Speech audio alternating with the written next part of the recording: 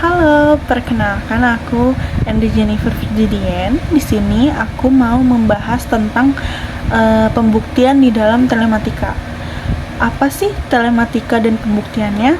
Aku mau jelasin dulu yang telematikanya.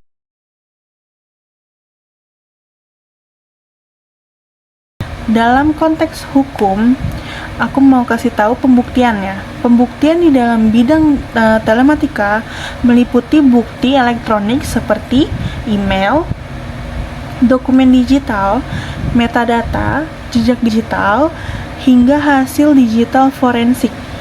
Semua ini sudah diatur dalam Undang-Undang ITE Nomor 11 Tahun 2008 dan Undang-Undang Nomor 19 Tahun 2016.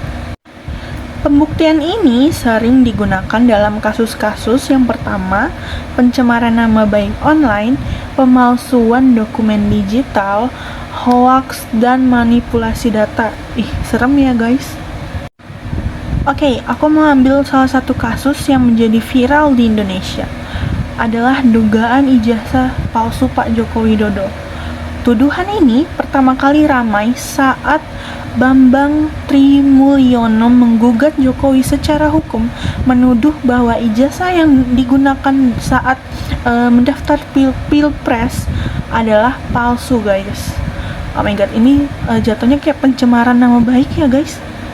Nah, dalam prosesnya publik melihat pembahasan ini lewat berbagai media, termasuk program Suara Rakyat yang dipandu oleh Roy Suryo. Pak Roy ini mengangkat diskusi tentang keabsahan dokumen digital, termasuk bukti unggahan ijazah, metadata PDF, dan juga hingga perbedaan tanda tangannya. Nah ini, Mas Aiman. Gimana, Mas? Biar yang nerangkan dia saja. Kanjeng Raden Multimedia Telematika ini yang nerang. Kita perhatikan. Ada 3 ijazah sebagai perbandingan. Ijazah nomor 1115 milik Fronojiwo.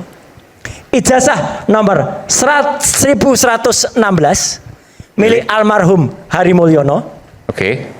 Ada ijazah milik 1117 milik Sri Murti Ningsih yang ada di tengah. Sri Murti Ningsih ini ditunjukkan oleh yang bersangkutan pada saat ketemu dengan beberapa teman-temannya. Jadi ini adalah ijazah-ijazah otentik. Kemudian ini sudah diperbandingkan. Mereka identik, Mas Aiman. Semua sama, posisinya semua sama. Z-nya sama, A-nya sama. Nah sekarang ada ijazah yang kemarin ditayangkan oleh Bareskrim Polri, ya, oleh Dirtipidum pada layar lebar di belakang. Kenapa itu yang saya pilih? Ada orang yang mengatakan, Roy Suryo yang ditunjukkan ijazah yang fotokopi ijazah. Ya salahkan Mabes Polri. Kalau yang ditunjukkan itu yang fotokopi, Mas Aiman. Saya tidak mau menunjukkan ijazah yang lain, nanti dikira itu sumbernya dari mana. Ini sumbernya dari Mabes Polri. Yang atas, pada saat konferensi pers tanggal 22 Mei. Lihat baik-baik huruf Z-nya. Apa dengan huruf halus ini? Pronojiwo. Huruf J-nya ini, nah ini cantik banget cetak. Berbeda dengan yang ditulis untuk penulisan Joko Widodo. Padahal Fronojiwo, Hari Mulyono, kemudian Sri Murti Ningsih itu sama. Orang yang menuliskan tangannya sama. Ini kalau grafolog pasti bisa baca. Nah ini pun sama. Y-nya sama dengan J yang tadi. Tapi untuk penulisan ijazahnya Joko Widodo, J-nya beda. J-nya lebih lugas atau tidak lebih indah dari yang lain. Ijazahnya Joko Widodo, J-nya beda. Jadi kesimpulan saya begini, Mas Aiman. Nah ini dari Mabes Polri nih ya? Iya, ini yang dari Mabes Polri. J-nya lain, Mas Aiman. Ini bukan J gotik. Artinya orang yang menuliskan lain. Ini ditulis pada waktu yang berbeda dengan yang 3 tadi. Jadi 2 hal yang saya dapatkan dari Mas Roy Suryo. Ya. Mas Roy Suryo menduga bahwa plat filmnya ini beda, plat cetaknya beda. Dicetak pada hari yang beda. Dicetak pada waktu yang berbeda.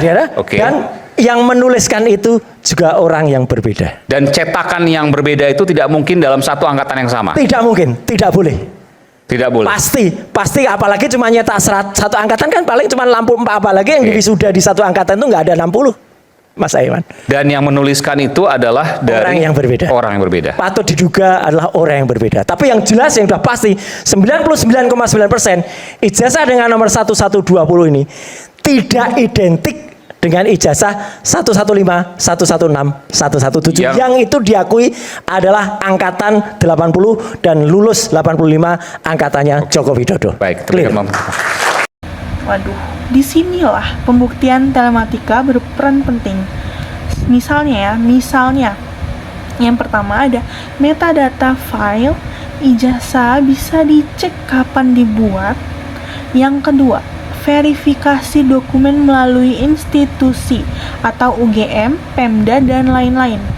Yang ketiga, analisa digital menggunakan software forensik, guys. Oke, di sini aku mau jelasin tentang apa aja sih bentuk bukti telematika.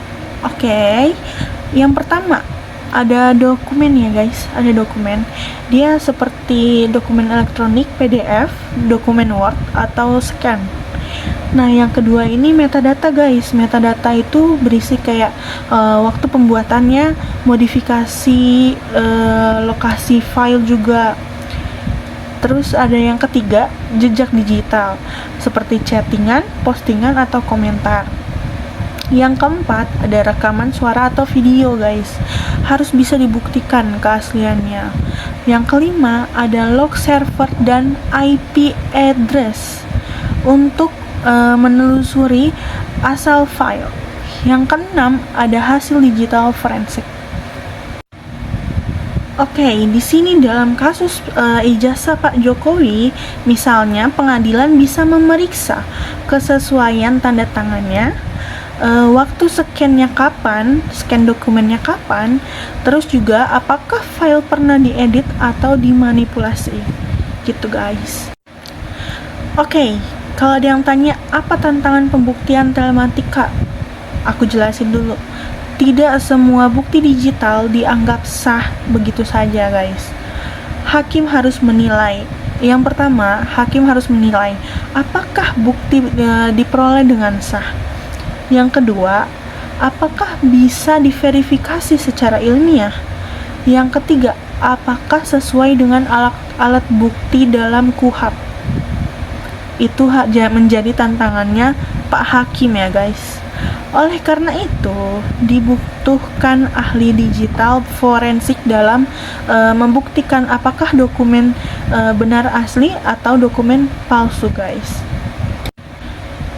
Nah, dalam kasus Pak Jokowi ini, pengadilan menolak gugatan Bambang Tri karena bukti digital yang diajukan dinilai tidak sah, tidak kuat, dan tidak didukung oleh fakta dari institusi resmi seperti UGM guys. Oke, jadi kesimpulannya pembuktian telematika sangat krusial dalam era digital seperti sekarang ya guys ya. Tapi bukti digital tuh harus kuat, sah, dan bisa diverifikasi guys. Jadi nggak sembarangan guys. Makanya kita sebagai masyarakat jangan asal menyebarkan dokumen digital tanpa kejelasan. Verifikasi sebelum percaya ya guys.